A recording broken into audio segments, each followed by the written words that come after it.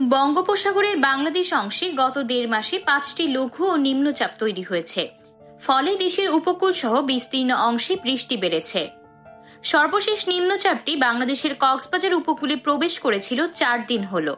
এটি দুর্বল হতে না হতেই বঙ্গোপসাগরে আরেকটি লঘুচাপ তৈরির আশঙ্কা দেখা দিয়েছে।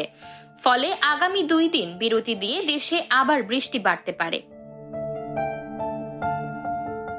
আবহাওয়া অধিদপ্তরের পূর্বাভাসে বলা হয়েছে, বুধবার থেকে শুক্রবার পর্যন্ত সারা দেশে বৃষ্টি কমতে পারে। এ সময়ে উপকূলীয় কয়েকটি জেলায় হালকা থেকে মাঝারি বৃষ্টি হতে পারে। তবে ২১ থেকে ২২ সেপ্টেম্বরের মধ্যে বঙ্গোপসাগরে লঘুচাপ সৃষ্টি হয়ে বৃষ্টি বাড়িয়ে দিতে পারে। তারপর টানা ২ থেকে ৩ দিন আবারও বৃষ্টি বাড়তে পারে।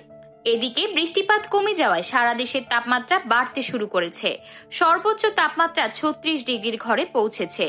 রাজারহাটে মঙ্গলবার সর্বোচ্চ তাপমাত্রা রেকর্ড করা হয়েছে ৩৬.৫ ডিগ্রি সেলসিয়াস। ঢাকায় রেকর্ড করা হয়েছে ৩৪.৮ ডিগ্রি সেলসিয়াস। তাপমাত্রা আরও বাড়ার আভাস রয়েছে। অন্যদিকে বন্যা পূর্বাভাস ও সতর্কীকরণ কেন্দ্রের পূর্বাভাসে বলা হয়েছে, আগামী কয়েকদিন রংপুর, সিলেট, চট্টগ্রাম, ঢাকা ও খুলনা বিভাগে নদ নদীর পানি ধারাবাহিকভাবে কমে আসতে পারে। অপরদিকে আগামী ৪ দিন রাজশাহীতে পদ্মা নদীর পানি বাড়তে পারে। তবে পানি বাড়লেও তা বিপদসীমার নিচে থাকতে পারে। দেশের বিভিন্ন নদ নদীর ১১৬টি পয়েন্টের মধ্যে ২৪টিতে পানি বাড়ছে ও বাকিগুলোতে কমছে।